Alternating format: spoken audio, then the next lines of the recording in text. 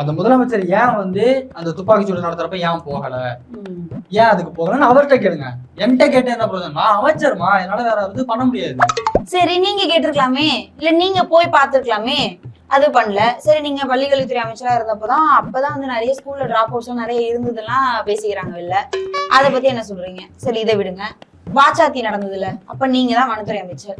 அவ்வளவு பெரிய கொடுமை நடந்தது, நீங்க பதவி விலகி இருக்கலாமே.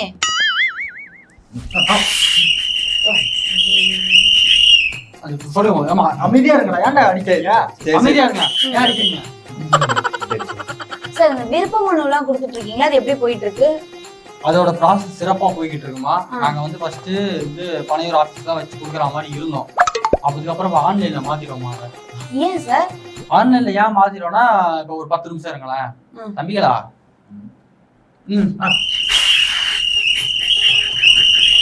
சார் சார் அமைதியா இருக்கு சொல்லுங்க சார். எவ்வளவு வெறுப்பாகுது.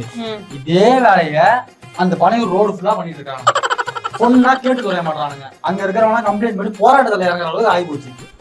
என்ன பண்ணி தொலைகிறது? அதனால அது வேண்டாம், எல்லாம் ஆன்லைன் வீட்டுல இருந்து நீங்க பண்ணலாம்னு சொல்லி விட்டாச்சு நாங்க.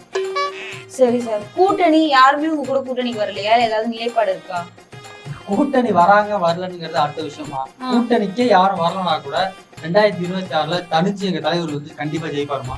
இதுக்காக தம்பி சில கொடுத்தாலும் சொல்ல தாங்க முடியல.